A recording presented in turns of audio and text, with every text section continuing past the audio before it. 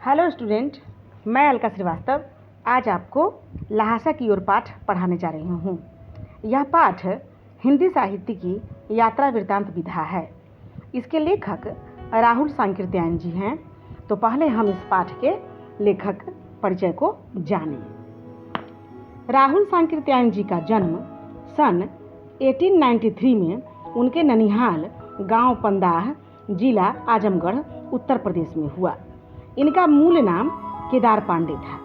इनकी शिक्षा काशी, आगरा और लाहौर में हुई। सन 1930 में इन्होंने श्रीलंका जाकर बौद्ध धर्म ग्रहण कर लिया। सन 1963 में यानी 1963 में इनका देहांत हो गया। अब हम लहासा की ओर पाठ को पढ़ने जा रहे हैं। इसका सारांश आपको हम बताने जा रहे हैं। इस पाठ में राहुल जी ने अपनी पहली तिब्बत यात्रा का वर्णन किया है, जो उन्होंने सन 1929-30 में नेपाल के रास्ते की थी। चूंकि उस समय भारतीयों को तिब्बत यात्रा की अनुमति नहीं थी, इसलिए उन्होंने यह यात्रा एक भिखमंगे के छद्म वेश में की थी। लेखक की यात्रा बहुत वर्ष पहले, जब फड़ी कलिंगपोंग का रास्ता नहीं बना था, तो नेपाल से तिब्बत जाने का एक ही रास्ता था। इस रास्ते पर नेपाल के लोग के साथ साथ भारत के लोग भी जाते थे। यह रास्ता व्यापारिक और सैनिक रास्ता भी था, इसीलिए इसे लेखक ने मुख्य रास्ता बताया है।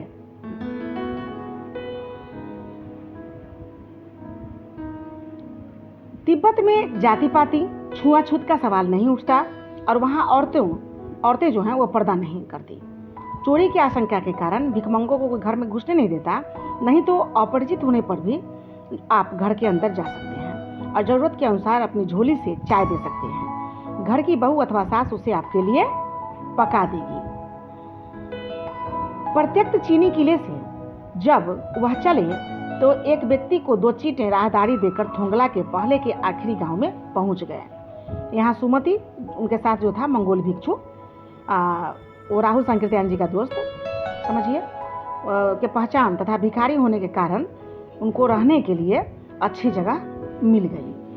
तो 5 साल के बाद वे लोग जब इसी रास्ते से लौटे थे, तब उन्हें रहने की जगह नहीं मिली थी और गरीब की झोपड़ी में ठहरना पड़ा था, क्योंकि वे भिखारी नहीं बल्कि भद्र यात्री के वेश में थे। शाम के समय जो है ना, वहाँ के लोग छंग पीकर मदहोश हो जाते हैं, इसलिए उन लोग को रहने के लिए सामने जगह नहीं मिला। 5 वर्ष के बाद जब लौटे थे, तो अगले दिन राहुल जी एवं सुमति जी को एक विकट डांडा थोंगला पार करना था। डांडे तिब्बत में सबसे खतरे की जगह थी। 16-17 हजार फीट ऊंची होने के कारण दोनों ओर गांव का नामो निशान न था। डाकुओं के छिपने की जगह तथा सरकार की नरमी के कारण यहाँ अक्सर खून हो जाते थे। चूंकि ये लोग भिखारी के वेश में थे, इसलिए हत्या की उन्हें परवाह नहीं थी, परंतु ऊंचाई का डर बना था। यहाँ जो है ना, वो डाकू लोग पहले खून कर देते थे और बाद में लूटते थे। यहाँ कानून नहीं था अस्त्र शस्त्र का, इसलिए लोग जो है लाठी की तरह रिवॉल्वर लेकर के घूमते थे। दूसरे दिन उन्होंने डांडे की चढ़ाई घोड़े से की, जिसमें उन्हें दक्षिण पूरब और बिना बर्फ और हरियाली के नंगे पहाड़ दिखे तथा उत्तर की ओर पहाड़ों पे कुछ बर्फ दिखी। उतरते समय लेखक का घोड़ा थोड़ा पीछे चलने लगा और बाएं की ओर 1.5 मील आगे चल दिए। बाद में पूछकर पता चला लंगकोर का रास्ता दाहिने की तरफ था, जिससे लेखक को देर हो गई तथा सुमति नाराज हो गए, परंतु जल्द ही गुस्सा ठंडा हो गया और वे लंगकोर में एक अच्छी जगह पर ठहरे। लेखक का घोड़ा भी जो था ना, वो थोड़ा सा कमजोर था और इसलिए लेखक पीछे चलने लगे थे।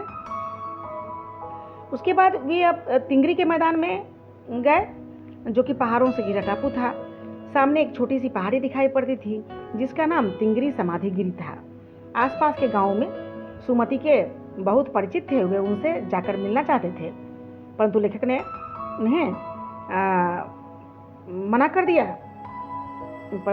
उन्हें मना किया और बोला कि अगर आप नहीं जाएंगे उधर, तो लहासा पहुंचकर मैं आपको पैसे दे दूंगा, जितना आपको उनसे यजमान से मिलेगा। सुमति मान गया और उन्होंने आगे बढ़ना शुरू किया। उन्होंने सुबह चलना शुरू नहीं किया था, इसलिए उन्हें कड़ी धूप में आगे बढ़ना पड़ रहा था। वे पीठ पे अपनी चीज़ें लादे और हाथ में डंडा लिए चल रहे थे। सुमति एक और यजमान से मिलना चाहते थे इसलिए उन्होंने बहाना कर शेखर बिहार की ओर चलने को कहा।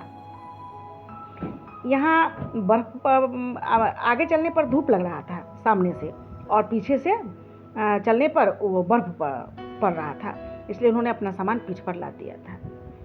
अब आगे हम लोग देखते हैं कि तिब्बत की ज़मीन जो है वो छोटे बड़े जागीरदारों के हाथों में बंटी है। इन जागीरों का बड़ा हिस्सा मठों के हाथ में है। अपनी अपनी जागीर में हर जागीरदार कुछ खेती खुद भी करता है, जिसके लिए मजदूर उन्हें बिगाड़ में मिल जाते हैं। लेखक शेखर की खेती के मुखिया भिक्षु जो नमसे थे उनसे मिले। वहाँ एक अच्छा मंदिर था जिसमें बुद्ध वचन की हस्तलिखित 103 पोथियाँ रखी थीं, जिसे लेखक पढ़ने में लग गए।